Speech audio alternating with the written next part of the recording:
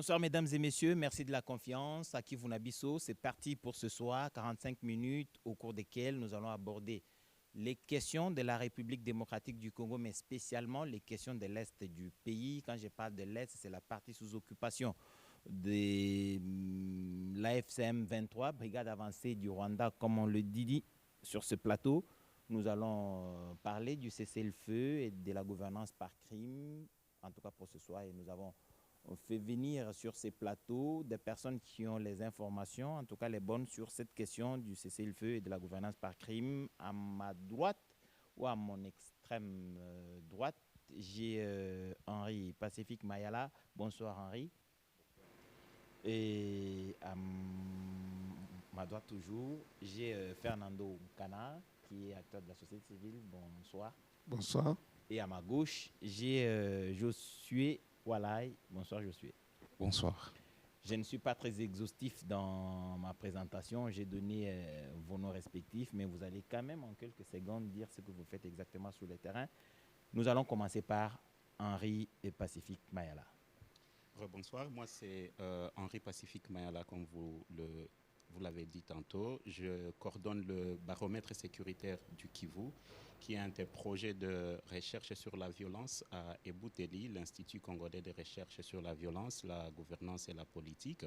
Ce projet documente les incidents de violence à l'est de la République démocratique du Congo depuis 2017, dans la province de l'Ituri, le Nord Kivu et le Sud Kivu. Très intéressant. Et M. Fernando Kana?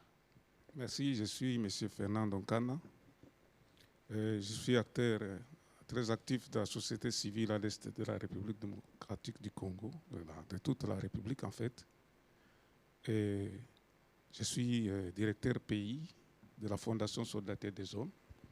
C'est une organisation qui développe ce programme depuis 1990 à l'est, Nord Kivu, Sud Kivu, en faveur des femmes, des enfants, contre l'oppression, la stigmatisation, la vulnérabilité des femmes et surtout les violences sexuelles faites à l'endroit des femmes. Josué Walai. Merci beaucoup. Moi, c'est Josué Walai. Je suis défenseur des droits humains.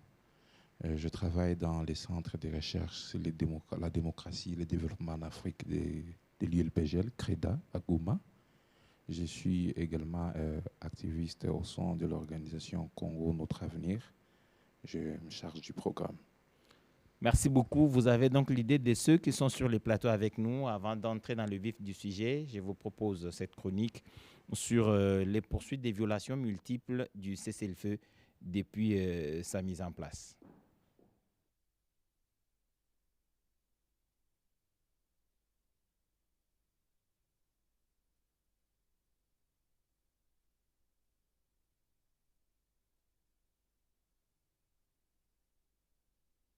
Se poursuivent.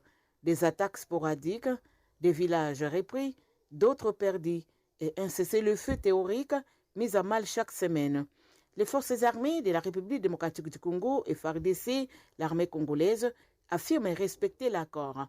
Mais le M23, lui, multiplie les offensives. Walikale, Massissi, Lubero, dans ces territoires du Nord Kivu, plusieurs positions militaires sont visées presque quotidiennement.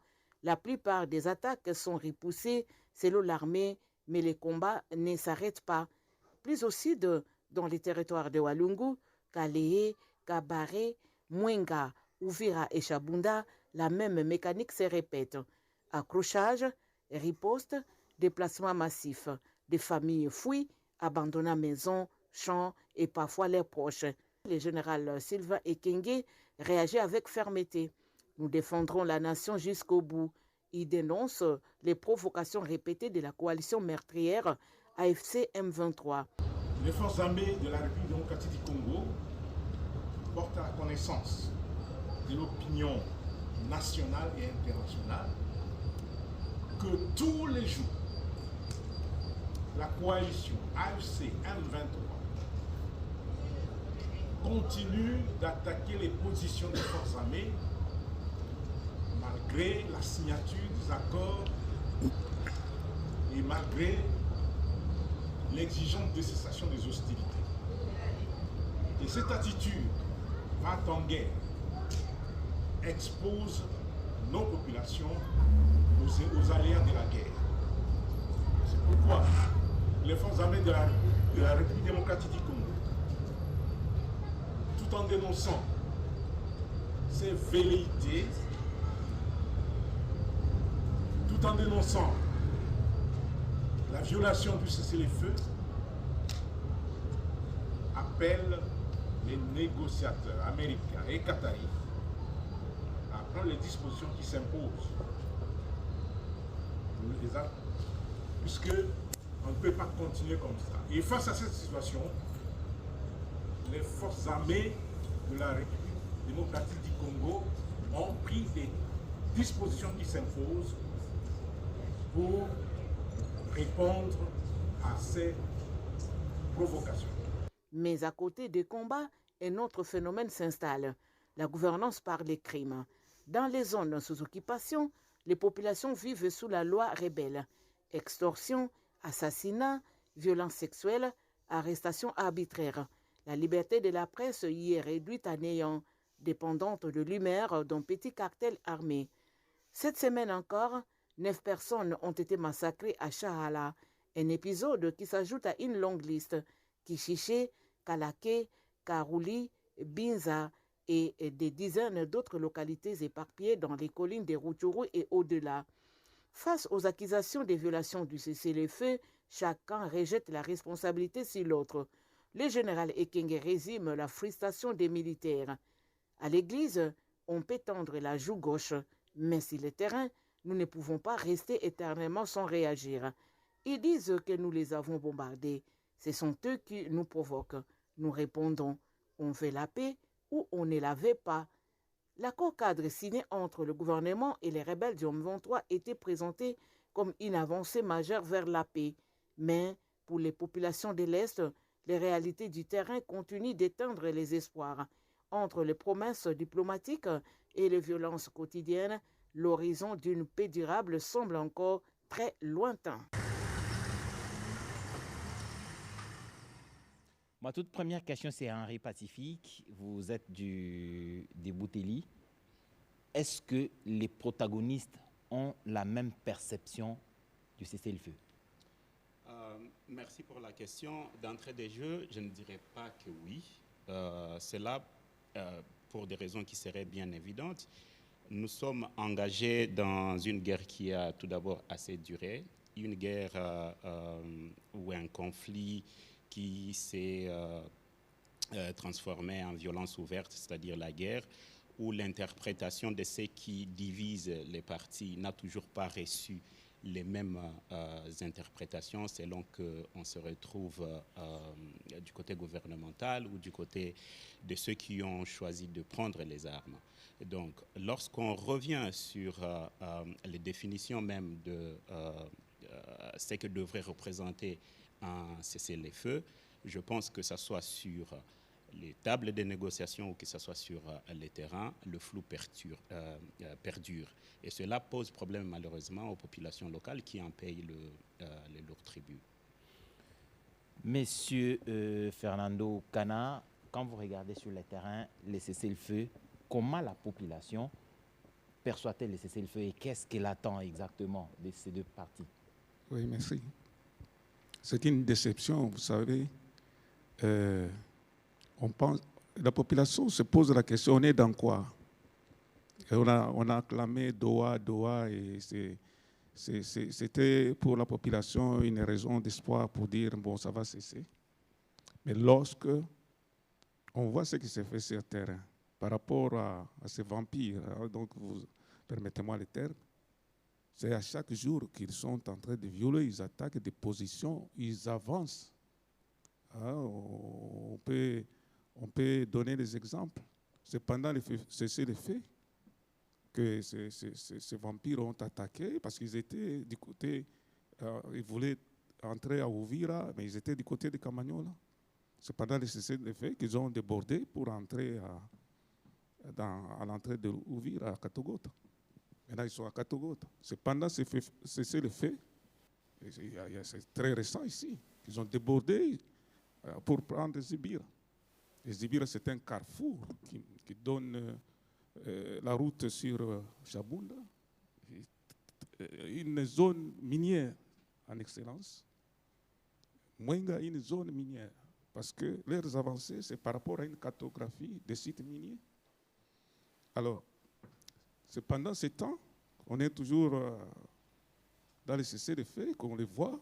Maintenant, ils ont même marqué des pas dans Chabunda, mais aujourd'hui, ils sont en mining. Donc, cette population, coupée de tout, vous savez que à Chabunda, même pendant la paix, c'est la zone, s'il faut atteindre Chabunda, il faut payer un billet plus que celui qui va à l'étranger. Et les sels, les riz, tout, ça vient de Bukavu par avion. Maintenant, les avions n'atterrissent pas à Chabunda. À cause de ce qui est une guerre, hein, vous voyez, cette population est dans la misère totale. La population dans la misère totale, vous êtes défenseur de droits de l'homme avec ces multiples violations de cessez-le-feu, c'est dire qu'il y a de nouveaux déplacements de population qui errent sans aucune assistance. Est-ce que vous avez des informations sur le terrain sur des nouveaux afflux des réfugiés qui ne sont pas pris en charge? Oui, bien sûr. En fait, c'est cessez-le-feu parce que pour nous constatons d'abord dès les débits, même la prise de Goma est tombée pendant qu'il y avait cessez-le-feu. Donc, pour gagner du terrain et de la force au niveau diplomatique, les rebelles, ils s'efforcent beaucoup plus de profiter du cessez-le-feu pour prendre du terrain et puis monter aux enchères au niveau diplomatique, monter les enchères au niveau diplomatique. Et donc, concernant les déplacés, d'abord, il y avait des déplacés autour de Goma. Et quand on les a forcés de rentrer chez eux, certains ont rencontré leur maison brûlée et ils ont manqué où habiter. Et actuellement, dans ce même milieu, il y a encore d'autres affrontements. Donc, la population, en elle, elle ne comprend pas ce que signifie cessez-le-feu depuis le début de cette guerre. Parce que si elle continue toujours à espérer que voilà, peut-être au niveau diplomatique, avec ce que nous appelons cessez-le-feu, nous pouvons avoir des solutions. Malheureusement, sur le terrain, et le message qu'eux reçoivent sur le terrain, et même sur certains médias, ça leur prouve à suffisance que le cessez-le-feu ne sera jamais respecté. La question que la population se pose, c'est celle de savoir est-ce que jusqu'à quand nous aussi, nous continuerons à respecter les cessez-le-feu, jusqu'à quand nous continuerons à penser que les cessez-le-feu, mais également l'inaction face à ces attaques nous amènera vers la paix. À un niveau, la population se sent fatiguée et se dit est-ce que nos FARDC ne peuvent pas s'armer et commencer à combattre l'ennemi? Henri Pacifique, quand vous regardez l'attitude des protagonistes sur le terrain, est-ce que vous pensez qu'il est important qu'il y ait un nouveau mécanisme ou les mécanismes qui existent de contrôle de cessez-le-feu de violation sont suffisants pour dissuader les uns et les autres et empêcher que les violations de cessez-le-feu soient répétitives? Alors, pas du tout. La première chose à laquelle je ferai allusion, c'est d'abord la structuration même de ce mécanisme supposé vérifier et rapporter sur les violations de cessez-le-feu. Le MVE, c'est depuis 2012 que ce mécanisme est en place sous la CIRGL. Je vais vous rappeler d'un épisode où, pour la première fois durant cette résurgence du M23 qui débute novembre 2021, je pense quelque part autour du mi-2022, lorsque les Américains imposent une trêve humanitaire, c'est à ce moment-là que le rapport des Nations Unies documente de la présence d'un missile sol-air sur le sol congolais. C'est une bâtisse qui ne se déplace pas en poche. Comment est-ce qu'on en est arrivé là-bas? C'est parce qu'on a injecté beaucoup plus de moyens dans ce mécanisme de vérification des violations du cessez-le-feu. Je pense que c'était des drones des forces françaises qui ont capturé et qui ont présenté une preuve matérielle irréfutable sur la présence de ces missiles la solaires. présence de cet engin sur le sol, qui constituait de facto une violation grave du cessez-le-feu. Et c'était irréfutable. Et je pense que c'est pour la première fois que nous voyons la posture rwandaise évoluer vers peut-être pas une admission totale, mais au moins la fameuse tournure autour de mécanismes de défense commence à être de plus en plus digérée. Depuis lors, l'institution qui pouvait jouer ce rôle, je fais allusion par exemple à la MONUSCO, est dans une configuration où elle est complètement incapable de jouer ce rôle-là. Que ce soit au Sud Kivu, la MONUSCO est partie du Sud Kivu. Je pense que la dernière base de la MONUSCO a été évacuée au mois de juin 2024 sur demande du gouvernement congolais. Au Nord Kivu aujourd'hui, la MONUSCO est considérée comme partie au conflit par le M23. Ils sont confinés dans un enclos où, même pour sortir à l'épuisé de l'eau, ils n'ont pas droit de circuler avec des armes. D'autre part, on se pose maintenant la question, qui devrait surveiller, qui devrait faire le reporting sur les violations de ces cessez-le-feu?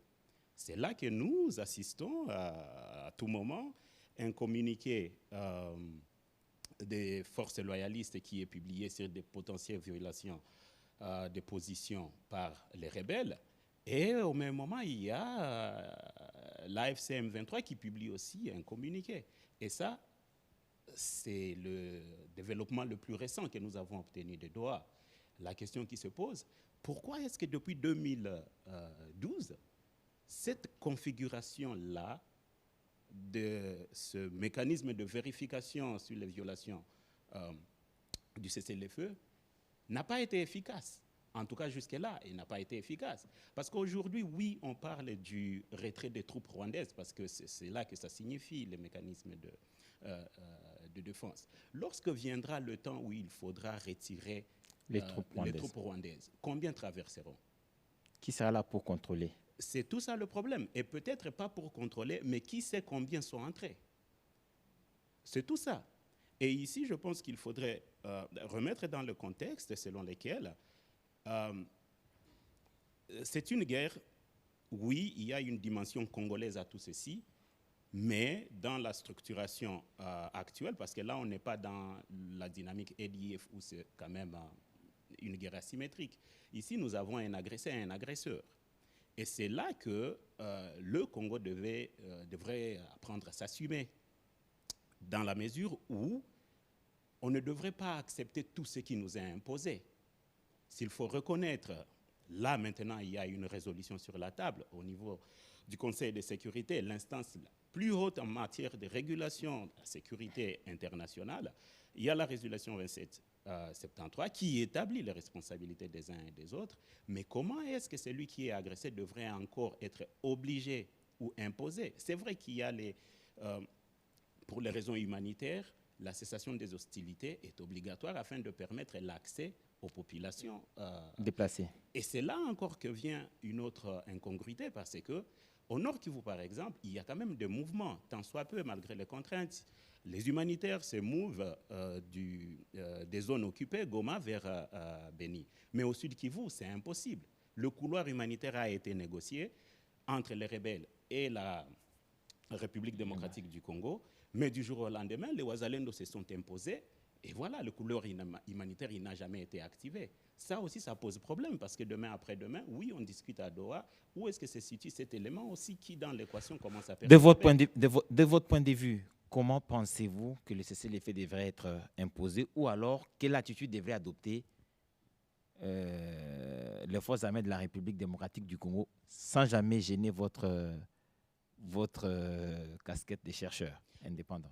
Bien sûr, les forces, les FARDC sont partis au conflit. D'emblée, ils ne devraient pas être responsabilisés de surveiller un cessez-le-feu.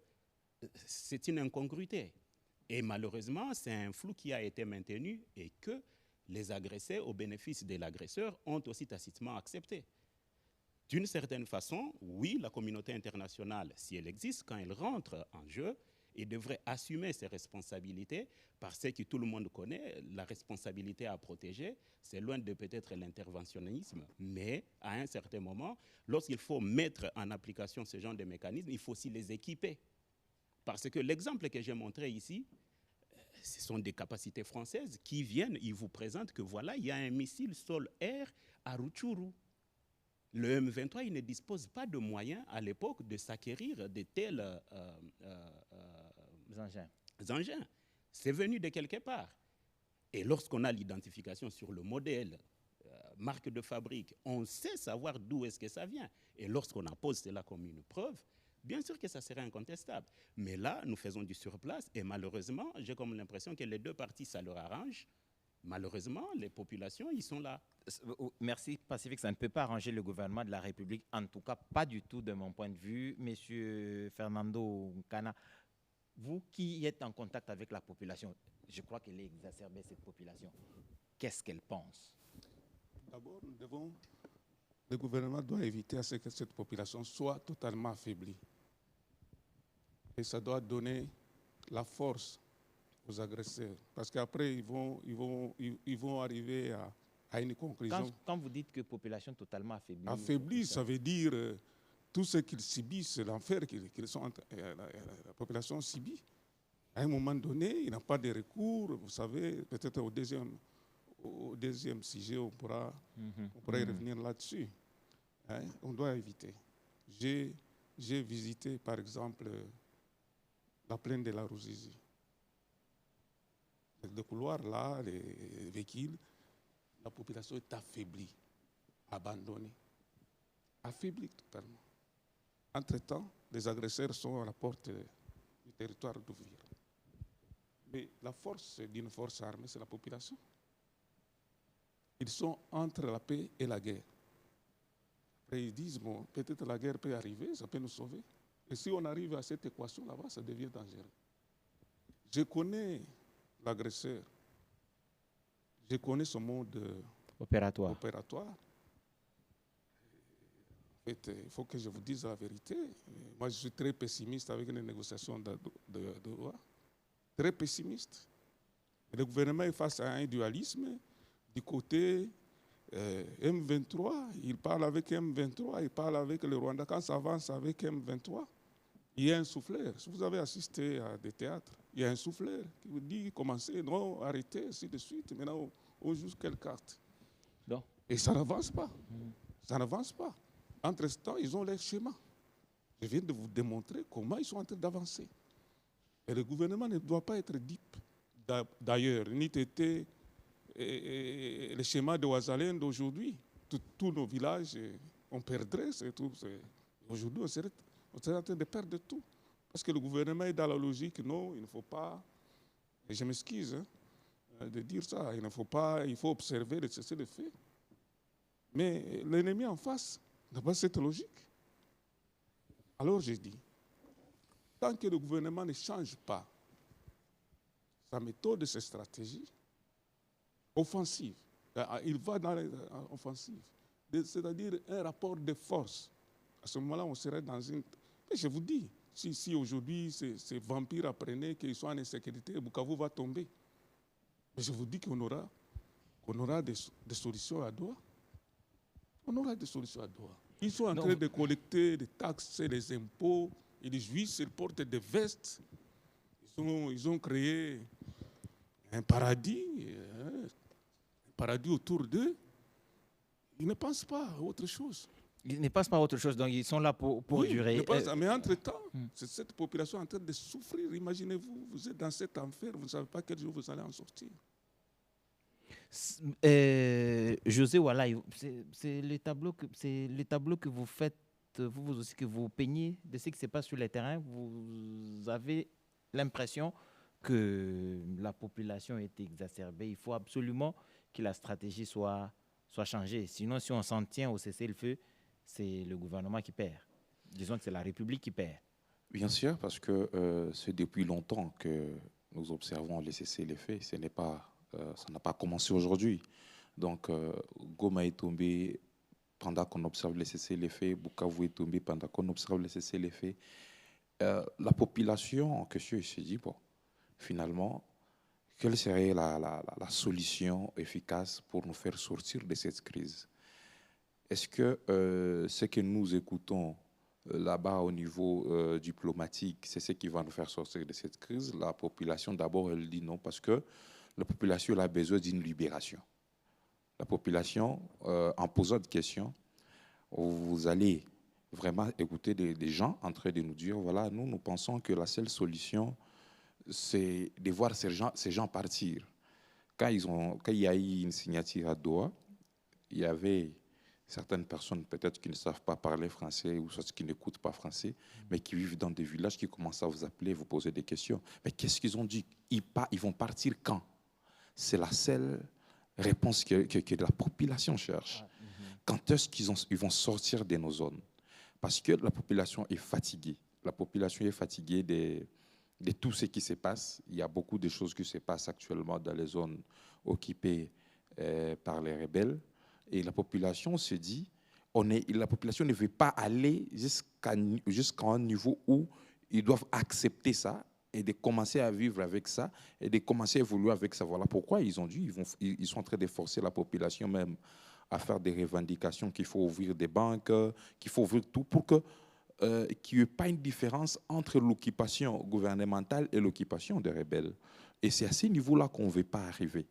Parce que si on arrivait à un niveau où la population perd cette résilience, voilà, si la population perd cette résilience, et il y a une sorte de crédibilité qui va commencer à disparaître, surtout avec leur plan du fédéralisme qu'ils ont voulu créer et qui a fait beaucoup de débats. Aujourd'hui, on est en train de partir dans une sorte de balkanisation à un niveau.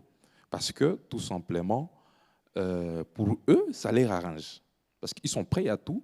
Mais si la population continue toujours à se sentir être congolais, quelqu'un m'a appelé au téléphone avant-hier, il me dit, on vient de tuer les gens maintenant à Katana. Je lui dis, c'est précisément où j'avais besoin de précisions. Il me dit, tu ne comprends pas. Moi, il était vraiment frustré, mais à un niveau, j'ai compris. Il a lancé une phrase en disant, Congolais, pour dire de notre partie du Congo. Là-bas, là où vous êtes, sur votre partie du Congo, vous devrez savoir que nous, on est tués ici. Quand quelqu'un a déjà ce langage-là, il faut comprendre qu'il y a déjà un danger. Parce que pour diviser un peuple, il faut d'abord l'éduquer à une division. Et je ne vois pas notre armée gagner même les offensives sans le soutien de la population. Aucune armée au monde n'a jamais gagné la guerre sans le soutien de la population. Et donc, au premier, il faut que nous puissions continuer à gagner cette confiance de la population qui est sous occupation et que nous continuions toujours à se battre et leur montrer que nous sommes ensemble. Mais à chaque fois que je passe devant les médias, j'ai toujours découragé même certains langages de certaines personnes qui disent, voilà, il y a la guerre de l'Est. Et moi, je me dis, quand quelqu'un de l'Est s'est dit, on dit, ça c'est la guerre de chez nous, donc ce n'est pas la guerre de Kinshasa, et que à Kinshasa, peut-être on danse chez nous, on est en train de tuer. Il faut arriver à un niveau où il faut juste dire la guerre du Congo. La guerre du Congo, voilà, c'est vrai. Qui se passe à l'Est, mais c'est la guerre d'abord du Congo. Et pour que nous puissions continuer à gagner les esprits de la population, qui reste la seule force qui peut nous faire avancer, même à Doha, même au niveau de terrain. Parce que quand les hommes 23 comprennent que cette population est ingouvernable, c'est le moment où ils commencent à mettre la terreur pour gouverner. Nous allons parler de la gouvernance par crime et c'est la raison de l'existence de cette émission Kivu na Biso, donnée à la population sous occupation du M23 l'espoir de vivre et garder le cordon ombilical entre la partie de la République démocratique du Congo, qui est de ce côté gouvernée par le gouvernement de la République, et celle sous occupation. La population, elle, n'attend que la libération, et c'est ce que le gouvernement de la République est en train de faire. Le ministre de la Communication et Médias, Patrick Mouyaya, intervenait il y a peu sur les médias, parlant de la FCM 23. Il a une perception plus ou moins claire de ce que cela va advenir au M23. Nous allons suivre cet extrait et nous allons nous retrouver juste après. que l'accord de Washington, qui est l'accord mère avec le père, le Rwanda, fixe le cadre. On dit, au chapitre de l'intégration, spécifiquement, on parle de l'intégration au cas par cas. Alors, dans la gymnastique du rôle entre père et fils, le père renie le lien avec le fils. Le fils renie le lien avec le père. Mais nous tous, nous savons, les négociateurs savent, les facilitateurs savent que les fils n'auraient jamais existé sans le père. Et que c'est par la volonté du père que le fils existe. Alors, le fils dont on parle, il a aussi des frères, mais c'est une autre histoire. S'il faut parler des Red Tabara, des Turanéo, ces 3 enfants d'un même père, alors des enfants qui sont doués dans la criminalité. Ça, c'est une autre histoire, on ne va pas y revenir. Mais aujourd'hui, Willy, dans tout ce qui sera conclu, il ne faut pas rêver. Le processus, il est bien sûr, complexe, mais on s'est mis d'accord sur 8 points. Il ne faut pas anticiper, mais il y a de principes. Parce que lorsque vous regardez les dispositifs de l'accord cadre de Doha, on fait référence à Washington, on fait référence à la Constitution. Alors, ce n'est pas aisé de penser qu'on peut dérouter le peuple de Dieu, encore une fois, lorsque l'on sait soi-même les soubassements des discussions que nous avons. Et nous, comme gouvernement, n'oubliez pas que la première urgence pour nous, elle est humanitaire. Parce que nous avons en face de nous des gens qui donnent la mort parce qu'on a dit non. On va se souvenir de ce jeune artiste. De gens qui chicotent, tel que vous l'avez vu, parce que simplement, on a refusé de se joindre à une initiative. Mais comment pensez-vous alors que des gens qui ont une telle vision peuvent même penser qu'ils peuvent continuer? L'accord de Washington dont on parle, mais il faut le lire, non? Est-ce que tout le monde l'a lu? Parce que le problème, c'est aussi celui-là. Est-ce que tout le monde l'a lu? Lorsque vous regardez cette idée du cadre d'intégration économique régionale, si vous voulez vous faire une véritable idée des enjeux derrière, regardez les différentes réactions du président rwandais. Est-ce qu'il est content? Non. Pourquoi il n'est pas content? Moi, j'ai eu le privilège de lire le projet du cadre d'intégration économique régionale. Lisez l'énoncé de principe du 30 août. En fait, ce que nous voulons amener dans la partie, dans les grands lacs, pour tout l'écosystème économique, c'est la transparence. C'est mettre fin au trafic illicite. Dites-moi, tout ce qui est illicite aujourd'hui profite à qui? Le manque de transparence profite à qui? Et vous allez nous dire qu'à Washington, on a perdu. On regarde les souterrains, ça bouge pas. Les temps passent. Je parle, bon, mais non, je comprends aussi cette opinion qui estime que les Américains ont des leviers qui peuvent être plus contraignants sur le Rwanda. Mais n'oubliez pas que les Américains ont une stratégie. Si vous regardez bien, nous sommes dans une forme de stratégie de bâton et de la carotte. N'oubliez pas que le numéro 2 de fait du régime rwandais sous sanctions américaines. N'oubliez pas. Ces sanctions n'ont pas été levées. Ça veut dire que parce que nous voulons aller à la paix, parce que dire la paix veut dire concession, on discute. Et parce que eux, ils sont les médiateurs, ils regardent les attitudes des uns et des autres. Ils regardent comment chacune des parties assume sa part de responsabilité. Et donc, les moments venus, par rapport à l'objectif de la paix qui est déjà annoncé par les présidents américains. On n'a jamais vu, Willy, en parlant de Washington, on n'a jamais vu un tel niveau d'implication. On peut dire tout ce qu'on veut, mais on n'a jamais vu un tel niveau d'implication. Le président Trump lui-même a reçu, non pas ses homologues, mais les ministres des Affaires étrangères. C'est historique. Et donc, dans les jours qui viennent, il pourra recevoir le président Tshisekedi et le président Kagame dans les mêmes ordres. Donc, je crois qu'il y a évidemment cette forme de volonté d'aller vite au retour de la paix, mais au regard de la complexité de la situation, ça prend sûrement du temps pour nous-mêmes aussi, hein, parce qu'il y a besoin d'intervenir, notamment au plan humanitaire. Mais je pense qu'il faut avoir foi dans les processus. Henri Pacifique Mayala, la conviction du ministre de la Communication et Médias sur l'issue du processus et le discours, l'interprétation du même accord ou des mêmes accords par le M23 paraît diamétralement opposé. Est-ce que ce n'est pas la lecture que vous faites, vous aussi? Personnellement, j'aimerais rester dans la nuance, parce que j'estime les gens qui se sont battus pendant 4 ans pour en arriver là où ils sont aujourd'hui, les gens qui sont parvenus à mobiliser tout notre gouvernement, en tout cas le gouvernement de la République démocratique du Congo, pour avoir une place autour de la table, je ne pense pas qu'ils soient tous fous au même moment. Pourquoi je dis cela?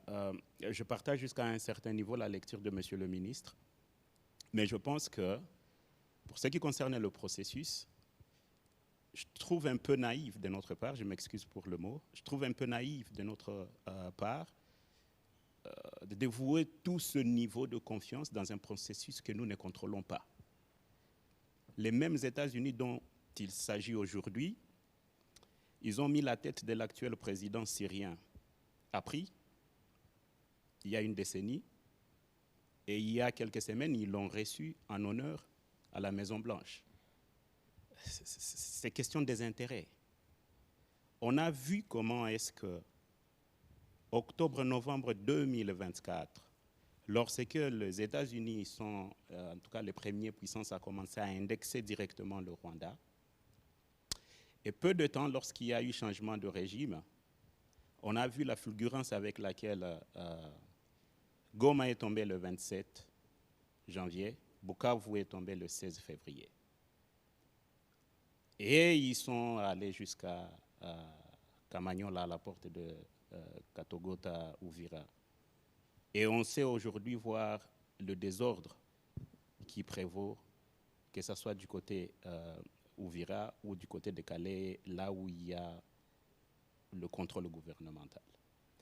Maintenant, je reviens sur l'appropriation de ce processus. Je félicite le ministère de Communication. J'ai vu la vulgarisation de ce qui s'est passé à Washington.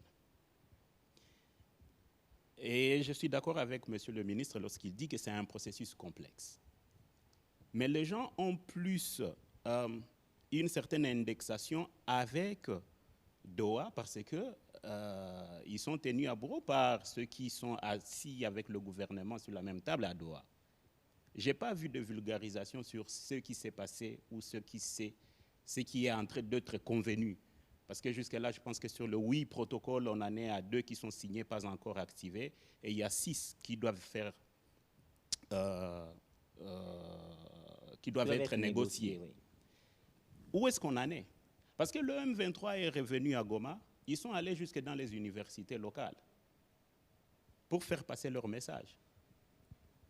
Et bien sûr que certains de nos amis, certains de nos proches, ils vont y adhérer.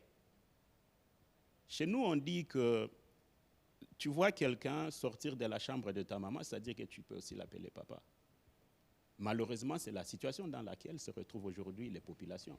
Et tenez, il faut regarder l'orientation et l'interprétation que le M23 fait de l'accord, oui, à cet accord-là.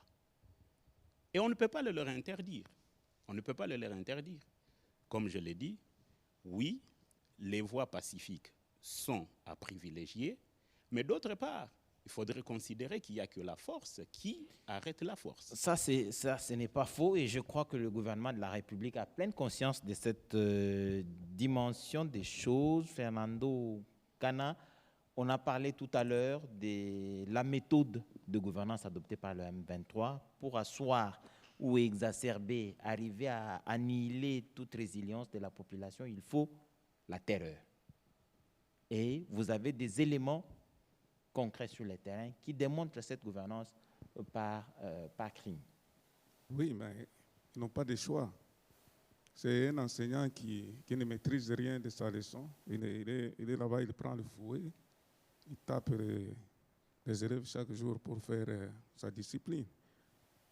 Donc, depuis l'occupation, disons, partout des zones occupées, hein, donc la gouvernance de M23 se fait par la terreur.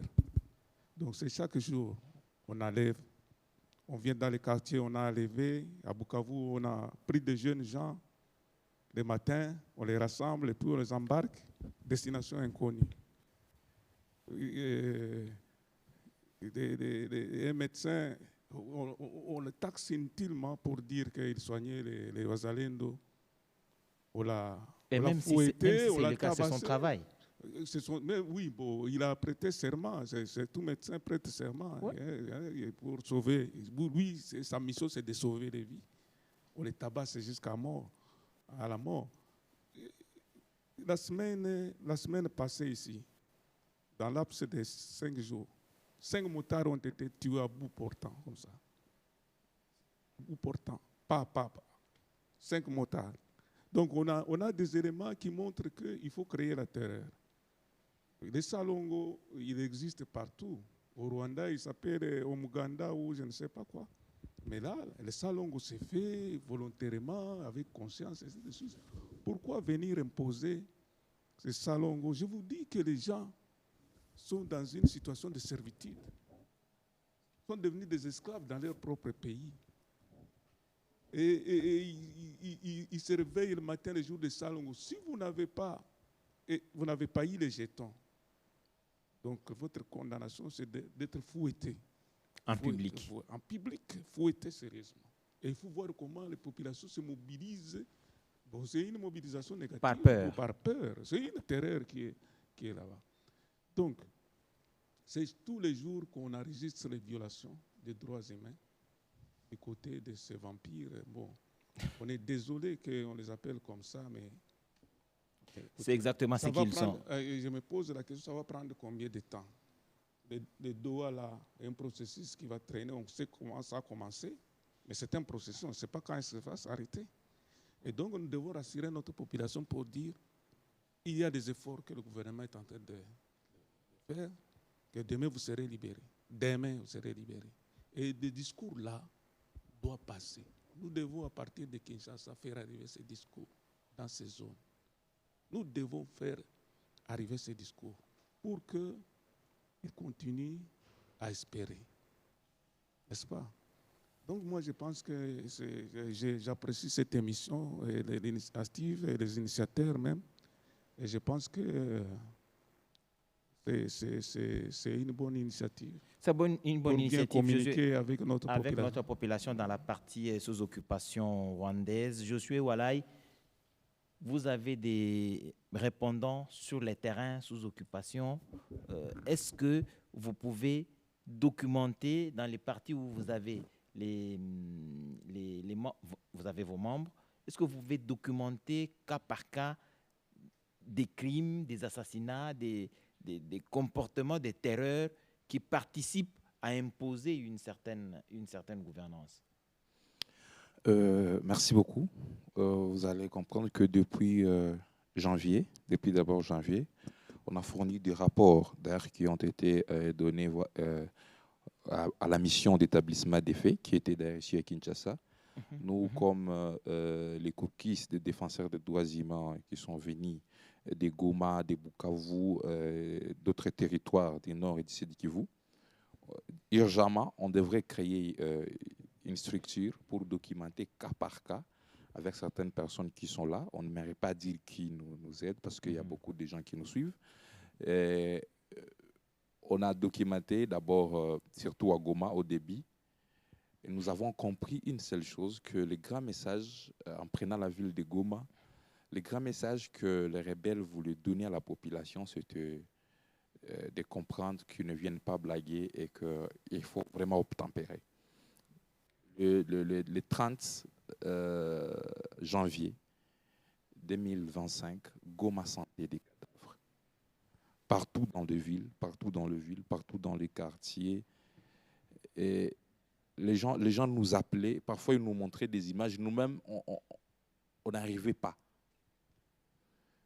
De février jusqu'au mois d'avril, on a tout documenté cas par cas. Et d'ailleurs, on a remis plusieurs rapports au ministère des Droits humains, mais également à la mission d'établissement des faits que nous continuons toujours à documenter leur base de données sur multiples violations qui se passent à l'Est. Et pour nous, ces messages-là, d'abord au début, ça nous a même, moi personnellement, je n'étais pas encore à Kinshasa, les moments qu'on devrait commencer à documenter sur tous ces cas, j'avais peur sur moi-même, parce que je ne comprenais pas que dans 2 jours, 4 jours, Goma puisse sentir comme ça. Moi, je voyais les images et je me posais la question de savoir, celui qui est en train de filmer, celui qui est en train de prendre ces images, comment est-ce que lui, il est en train d'arriver à prendre ces images? Moi, j'ai vu des stères de cadavres au niveau de la Saint-Piessa, des stères de cadavres, donc on forme une petite colline de cadavres. Pour nous pensons que ces messages-là, ou soit ces crimes-là, ne devraient pas rester impunis. C'est à ce niveau qu'on est un peu réticent par rapport aux accords, ou soit à la volée diplomatique de cette guerre. Pour ne pas retomber dans les cycles de violence. Depuis RCD, on a fait des accords, et CNDP, il y a eu des accords d'ailleurs qui ont créé M23 aujourd'hui, et ces accords-là risquent de légitimer ces crimes qui se sont passés. Aujourd'hui, je n'aimerais pas seulement parler de la gouvernance par terreur, mais aussi de la terreur comme voie facile pour arriver à la gouvernance. Parce que lorsque tout le monde pense qu'il faut tuer, qu'il faut massacrer pour être un jour, pour devenir peut-être autorité dans son pays, et dans ces pays, pardon, ça nous fait très mal. Ça me fera très mal un jour de vivre avec celui qui a tué mon frère, tout simplement parce qu'on nous dit pardon et de la réconciliation nationale, nous devons continuer à vivre ensemble. Sinon, l'impunité sera en train d'être arrosée. Donc pour moi, je pense que à un niveau, malgré dans tout ce qui se passe au niveau diplomatique, le mot justice doit être sur la table. Donc, parler aussi de la réintégration, d'autres choses, mais sans parler de la justice, parler beaucoup plus de la paix, restauration de l'autorité de l'État. Mais je ne vois pas là où on parle de la justice, ça me fait trop peur. Et ça m'amène à un niveau où je me dis, est-ce que les garanties de non-répétition sont vraiment établies lorsqu'on est en train de signer ces accords?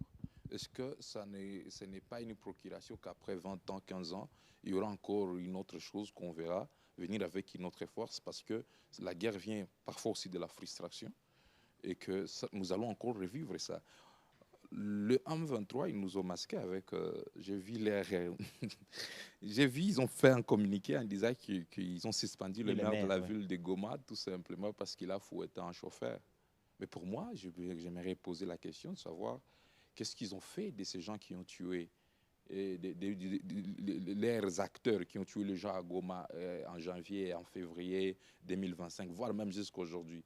Qu'est-ce qu'ils ont fait aux acteurs qui ont tué les gens à Kishiché? Qu'est-ce qu'ils ont fait à tout ce monde qui ont été tués, à tous ces acteurs qui ont été documentés d'ailleurs et qu'eux-mêmes reconnaissent? Mais ils se disent créer une structure de la justice.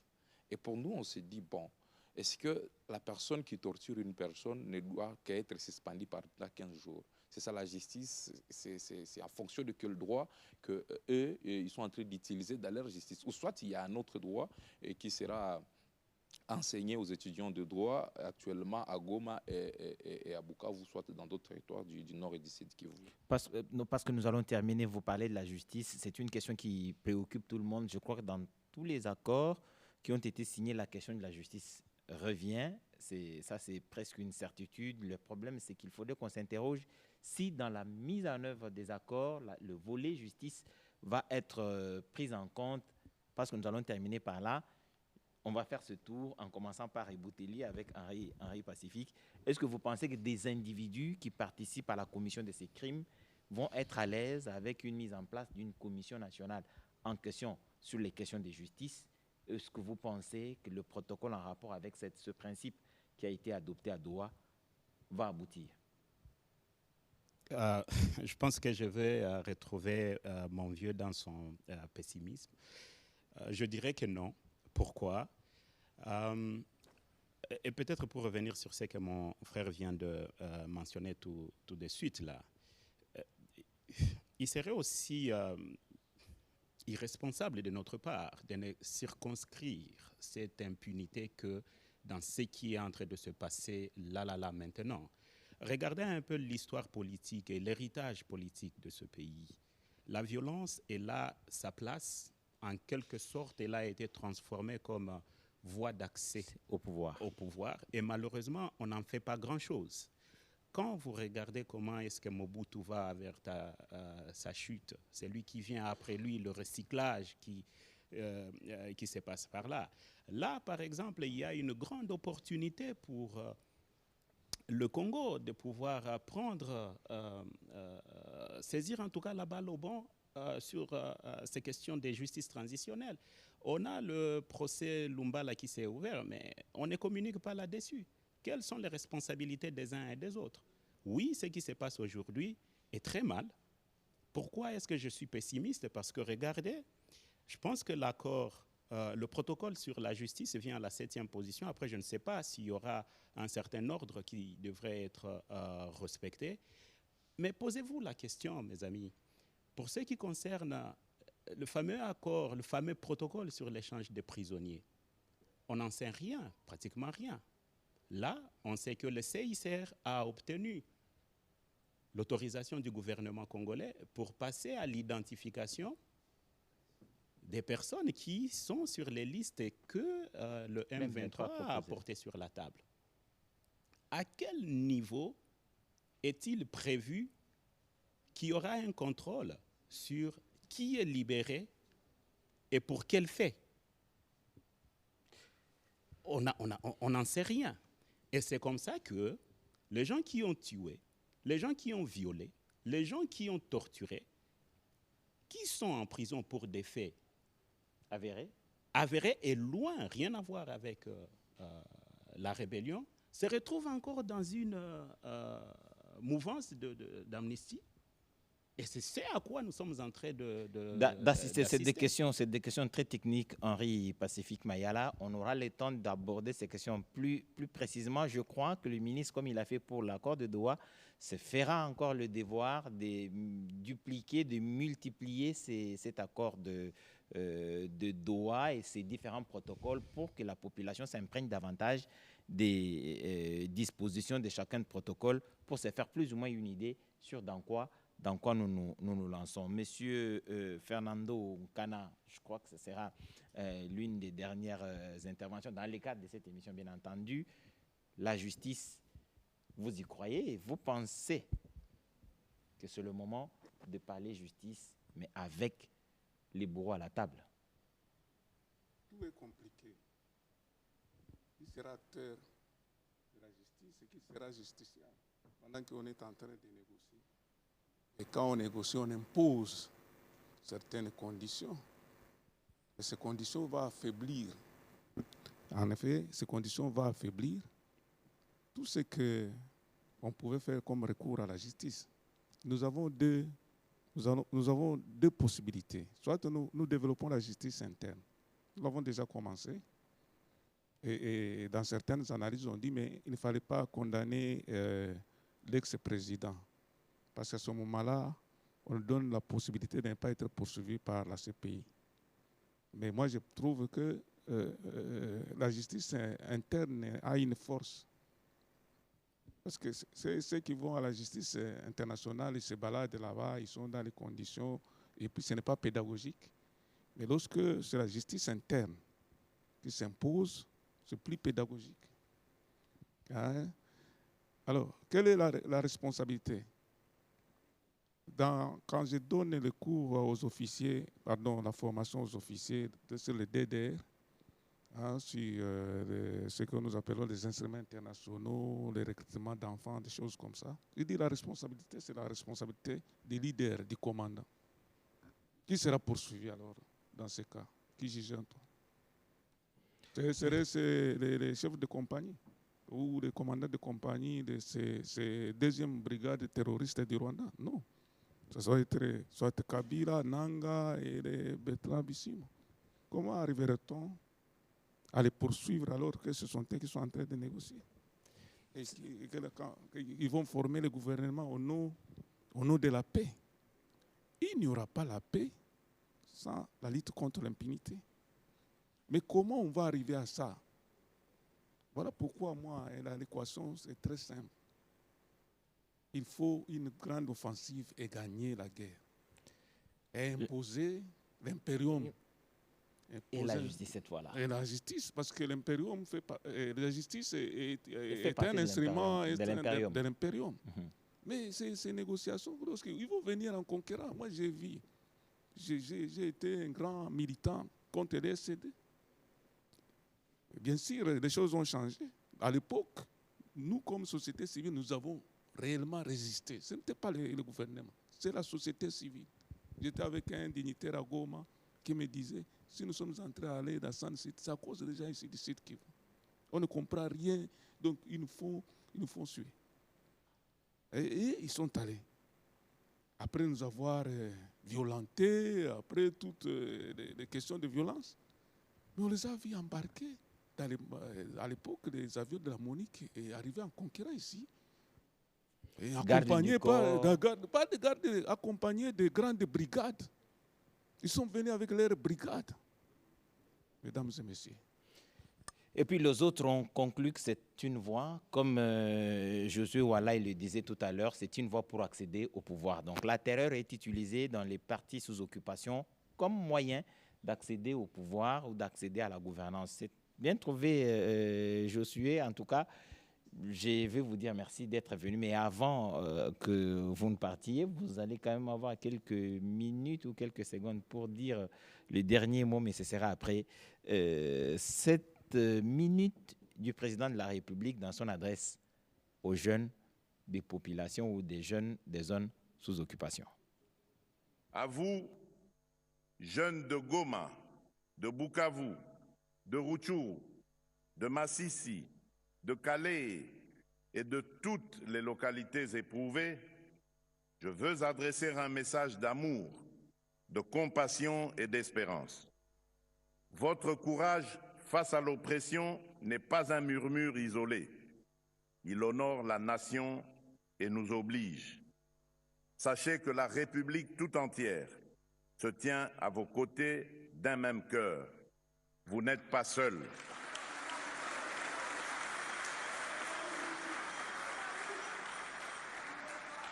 Le prix de la résistance que vous payez est la sève d'un Congo nouveau. Garant de la nation, j'ai pris l'engagement personnel d'œuvrer sans relâche pour abréger vos souffrances, rétablir la paix et la sécurité et hâter le retour à la vie normale sur l'ensemble du territoire national.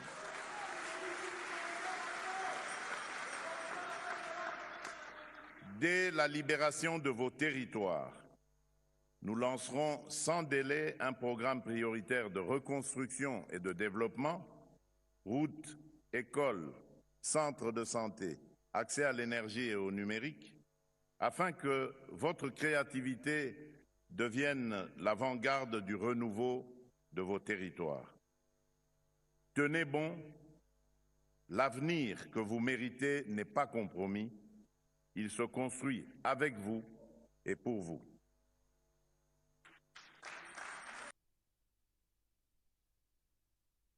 Après ces minutes d'échange, le discours du président de la République, cet extrait va spécialement aux populations sous occupation de l'AFCM 23, Brigade avancée du Rwanda. C'est une évidence. Nous allons clore ces minutes d'échange et de discussion. Nous allons commencer par Henri Pacifique Mayala. Ce sera quoi le dernier mot? Le dernier mot, c'est que les populations ont beaucoup souffert. Les responsabilités appartiennent à qui détient la légitimité. Et je pense qu'il est grand temps, au-delà de cette patience, au-delà de cette résilience, qu'une bonne fois pour toutes, on trouve une solution à la pacification de l'Est du pays. Ça fait longtemps qu'on a parlé de la stabilité. Je me suis toujours posé la question, qu'est-ce qu'on stabilise? Donc là, il ne s'agira plus seulement du M23, il s'agit aussi des Codeco, il s'agit des ZIF, il s'agit de la CRP. Tout ce monde-là sont en train de faire souffrir les populations, et les populations qui vivent à l'est du pays ont droit à une vie paisible. Merci Henri Pacifique Mayala et Josué Walaï. De ma part, je crois que nous avons tous besoin de la paix, mais il faut comprendre que la paix, ça a un élément qui a à son sein 4 parties, notamment la vérité, l'amour, la justice et le développement. Et sans ces 4 choses, on ne verra jamais la paix. Pour moi, je m'attelle beaucoup plus sur la vérité et la justice.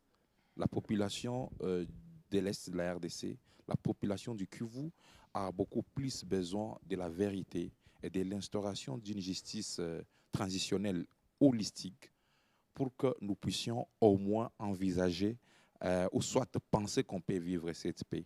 C'est vrai, le retour à la vie normale ne demande que la justice et la vérité. Jusqu'à maintenant, le genre de Goma, il y a toujours des zones d'ombre. C'est ceux qui tuent et ceux qui ont occasionné, par exemple, les gens qui ont été tués, comme on vient de le dire ici, par les ADF avant-hier à Lubero. Et on se demande, est-ce que c'est uniquement le M23? L'ère actuelle, c'est de se battre contre tous ces gens-là et à la population de Goma continuer toujours à résister. Mettons nos gants de boxe avec les FARDC pour boxer les mâles qui attaquent la République démocratique du Congo. Incarné et personnifié dans l'AFCM 23, Fernando Kana, le dernier mot. Merci beaucoup. Nous devons garder une bonne rhétorique. La rhétorique que nous avions, le gouvernement bien sûr avait, ce sont des terroristes. C'est comme ça commence à se diluer. Et à ce titre, il se présente maintenant comme des saints et montrer que le diable se trouve maintenant à Kinshasa et qu'ils vont venir chasser le diable. Et ils venaient avec ces discours, même applaudis, ainsi de suite. Mais je pense que nous devons continuer avec cette rhétorique pour dire et montrer à ces gens qu'ils ne sont pas des libérateurs, ce sont des terroristes, comme on dit de la 2e brigade avancée terroriste de l'armée rwandaise. Donc, ils ne vous apportent pas le bien. Mais j'apprécie une chose, que la population, il y a des gens courageux qui commencent à briser le silence. J'ai vu à Bunyakiri, dans un meeting populaire, on donne le micro à un jeune homme avec tout courage. Et il dit, dites-nous comment vous avez dépassé les limites de votre voisin pour venir ici. Dites-nous. Et tout le monde a commencé à fuir. Hein? Il y a les gens qui retiraient. Parce qu'ils savaient ils savent que c'est la terreur et il y aura représailles. Et le jeune homme a terminé, il a dit, je reste ici. Mais vous allez me répondre à cette question. Pourquoi qu'est-ce que vous nous avez apporté? Vous nous avez dit que vous êtes les meilleurs et que vous venez avec de bonnes choses. Maintenant, quand on vous observe le temps que vous êtes ici, vous êtes encore le plus pire. Voyez-vous?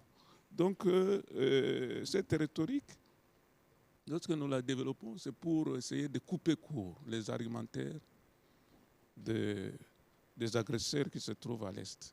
Et ça va remonter la confiance peu à peu de notre population. J'insiste là-dessus, je sais pourquoi j'insiste. Ne laissons pas cette population affaiblie. Merci, le message est passé. Tous ceux qui nous suivent ont compris la nécessité de garder le moral haut. Vous êtes à Bunyakiri, vous êtes à Bukavu, à Goma, vous êtes à Minova, partout vous vous retrouvez sous occupation rwandaise.